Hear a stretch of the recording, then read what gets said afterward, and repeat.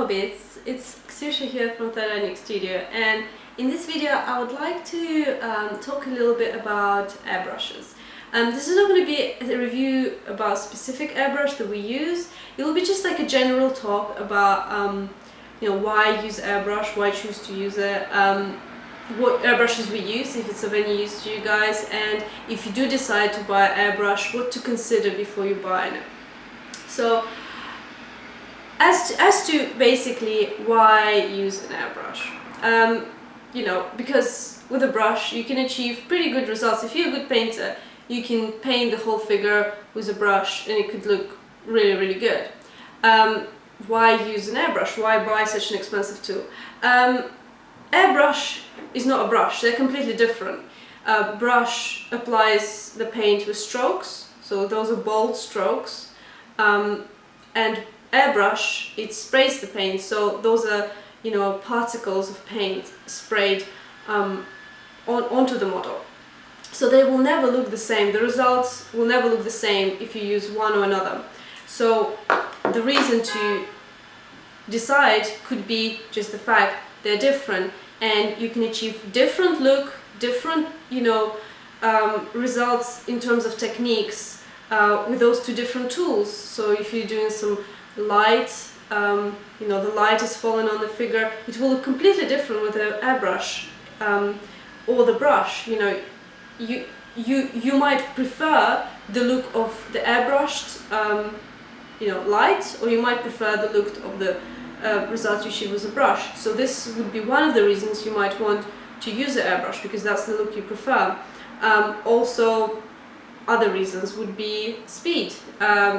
You can easily cover base coat, for example, an army very quickly in comparison to base coating it with a brush. And if you're applying loads of different layers with loads of different colors and not detail but more kind of bigger areas, with the airbrush it will be so much quicker. If you're doing vehicles, so much quicker. Another thing, airbrush, because it sprays and because it's smooth, there's no brush strokes, so unless you're really good with brush and you can achieve non-brush stroke look, it's possible, but you will have to work really hard. It will be a time-consuming process. With an airbrush it will be easy, and the results will be very, very similar, if it's not going to be even more smooth than with a brush.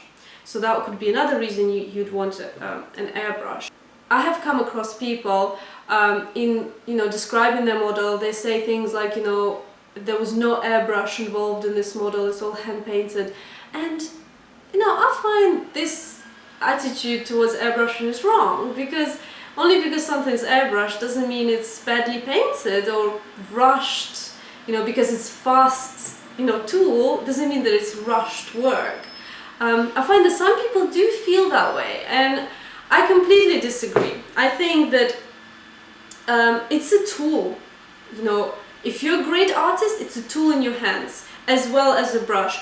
You use those tools to achieve result that you're capable of achieving, due to your personal capacities as an artist. So airbrush does not limit to what you can do. In fact, it enhances. I believe it enhances your talent.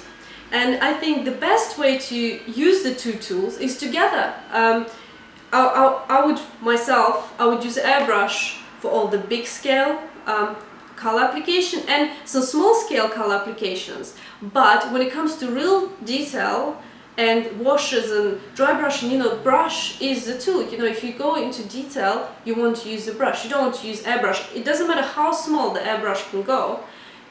You have more control and you have more, and I think a nicer finish is you use a brush. So I think it's not the tools, it's how you use those tools that make the work that you produce great. So I think there's nothing wrong with either of the tools. Just decide how you want to use them. But airbrush is very expensive, so not all of us can afford it. Not all of us will go into that, because for some people it's a hobby. They don't really want to spend that type of money, but some people would like to spend that money. You can get cheap airbrushes, so You can start with something, you don't have to go and spend 200, 300 pounds straight away. So I want to talk about the brushes, the airbrushes we've been using. Well, like, to begin with, when we first started, we didn't know anything about it. At first we used the brush, and then we decided, okay, we want to go into the airbrushing realm. The first airbrush we bought was Citadel £20 airbrush from Games Workshop. I don't know if all of you know this product, but it's quite a bad product, really. We have tried it and we returned it and changed it 3 times before we realized that the reason it's not working is not because there's a fault with that particular airbrush. It's the fault with the actual product, you know, from the start. It clogs up straight away, so that just went, you know, as an option out. You know, we didn't use it for very long. And then came the Chinese airbrushes. You can get those on eBay.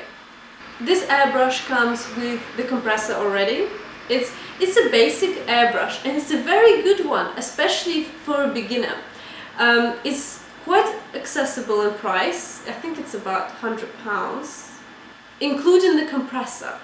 So that's quite a bargain. It's still costly, you know, not everyone, you know, wants to spend that, but as you know, you have to pay something, it's actually quite affordable.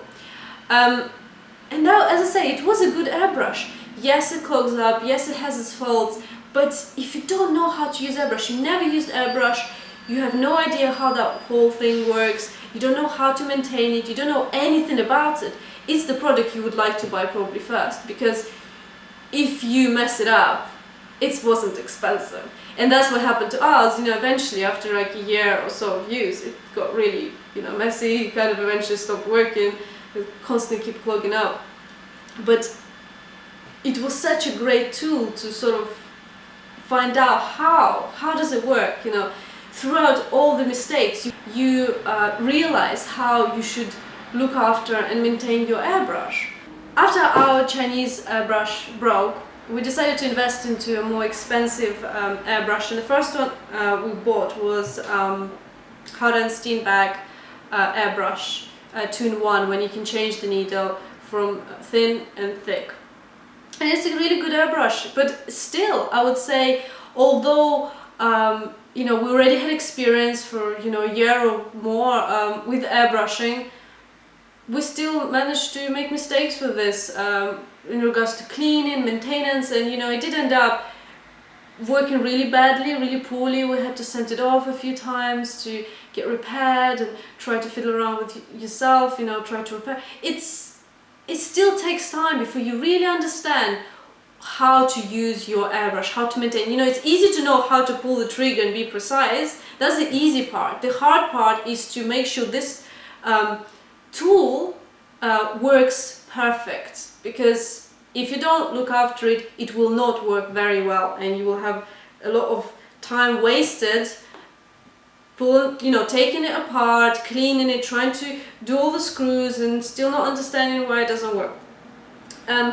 Other airbrushes we've bought since, we've also bought more of the Steenbeck Infinity range, but we've bought single needle ones, because the double needle, when you can change the needle, is great, but when you change the needle, unless you really a careful person, you know, if you're not a very careful person, or you know, you do it in a hurry, you kind of forgetting, you're not thinking, you can bend the needle when you change it, especially the thin needle, you can bend it, and you know, you're saving £100 by buying 2-in-1 instead of 2 separate airbrushes. But to buy a needle and a nib in case it breaks, and when a needle bends, the nib can break as well, it's 20 quid each time. And if you not very, you know, careful, and you break it a few times a year, you will end up wasting a lot of money. So, you know, in some ways, we kind of just keep the thick needle in one airbrush and the thin needle in the other, because, you know, that way, less likely to bend it. It's very expensive to change those.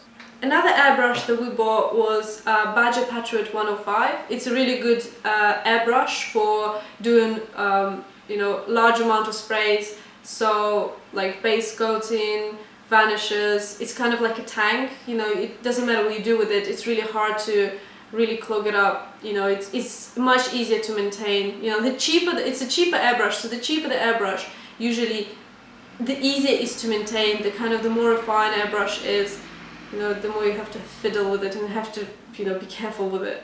And the last type of airbrush that we have is Iwata CM-C+. It's a great airbrush. It's in terms of performance, I would say it's very similar to Infinity, but in terms of clogging up and being a bit more capricious, it's actually less, it clogs up a bit less and it's a bit less capricious. But in the UK, the parts for this brush are really expensive. The nib for this brush costs £50. So, you know, you have to be so careful with those things, you know, you can't afford to have to replace those parts, you know, you have to be very, very careful. So this is our kind of airbrush we kind of, you know, are the most careful about. And the final thing I wanted to talk about is just giving you some tips about what do you have to think about before buying an airbrush. First of all, cost. The airbrush is an expensive tool, but as I mentioned before, parts can be expensive too, so you have to think how expensive the parts of my airbrush, how easy it is to find the parts for my airbrush in the country. Does anyone repair it? You know, is it easy to get it repaired? So think about it, because, you know, those things are important when it comes to maintenance of your airbrush. Other costs would be, you know, you need an airbrush holder. You need to think about this, you know, where you're going to put your airbrush when you're finished with it. Those aren't very expensive, but it's just, you know, all adds to the list. You would need an air compressor, so you can get a pretty good Chinese one, but you know, you can get more expensive ones. They have a little bit more control over how the air goes into your airbrush, but you know, this is an extra cost on top, unless you buy an all-in-one, you know, compressor and the airbrush together. Another cost, air booth, that sucks in the air when you're airbrushing, you know, for health reasons, you know, you really ought to buy this. Unless you use, you know, really not often, but otherwise, you know, it's an expensive thing to have if you don't use it often. So, you know, air booth will be something you really need to consider. You know, respirators for your face, you know, you have to buy those. You know, they have filters, the same as the air booth has filters, you have to change them. So this is another cost. As a little ultrasonic cleaner that people clean their jewelry in, you know, you should use those to clean your airbrush.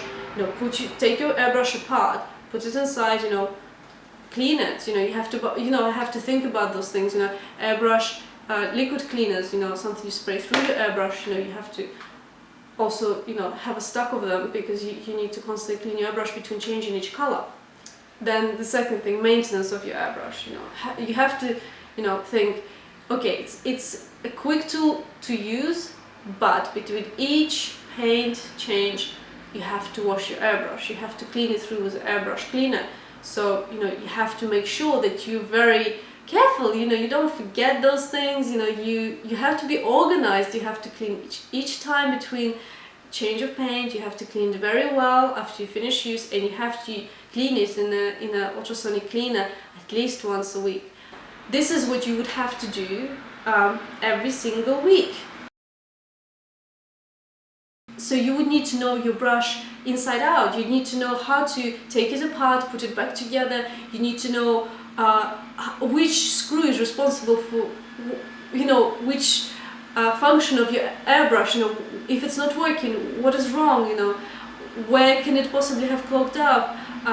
You have to know those things, and this knowledge, you can't learn it before having the airbrush. But you have to understand that when you have the airbrush, this is something you have to pay very close attention from day one. You know, you can't just, oh, I'll think about it later, it's still working now, because it all adds up, and at the end you will, you know, have an airbrush that's not working, and at that point it will be harder to repair it. So you have to always look out which parts need replacement, you know, and things like that. So it's a lot of responsibility as well. You know, it's a tool that you have to maintain. And the final thing that's really important before buying your airbrush, you have to consider health. You know, you are spraying particles indoors, so you have to think about where you're gonna spray it. Is this a place where there's some ventilation? We always have our airbrush set up near the window because it's an easy way to ventilate your room, but you have to think, you know, about other people in the room. You have to think, you know, does it affect them? You know, is it far enough from them? And you have to think about yourself. You have to think about a mask, not just a dust mask, because it's not dust. It has to be a proper mask with filters. You have to talk about to someone about which filters are good for the paint you use, because each filter filters different type of particles. So, you know, it's not that straightforward. You have to think about those things. And the same as the air booth. Air booth is quite an important thing because it sucks the air from your spray and it makes it better for people in the room. Other people, it makes it better for you, and you know, it's health. And I know that some people online talk about making their, you know, spray booths. I never made a spray booth, but I wouldn't do it myself. I think buy a tested spray booth, something you maybe read some reviews about. People say it's good, and just make sure you change the filters how they're supposed to be changed, otherwise, you know, it's not working properly. And the other thing people online might talk about is when you clean your airbrush between the paints, they use car wash cleaner, and we have used it in the past, but honestly, I would not recommend it. We read a lot of information online about, you know, being toxic, and actually it was very kind of, it smells really strong, and I believe they probably is very, very toxic, and we don't use it anymore, and we just use the airbrush cleaner. And yes, it's expensive, but it's your health, and you know, you shouldn't save on your health. And definitely, if you're spraying out the cleaner sprayed out of the window, it's not very good to spray it in the room. Even the airbrush cleaner, they say we'll use Vallejo airbrush cleaner. They say on the website it's not really toxic, but just in case, I find it hard to believe it's not toxic. It smells really strong. Just in case, you know, make sure it's out of the window. You know, it doesn't stay as much in the room. Maybe some particles enter the room, but it's not, you know, the same as if you don't open the window at all.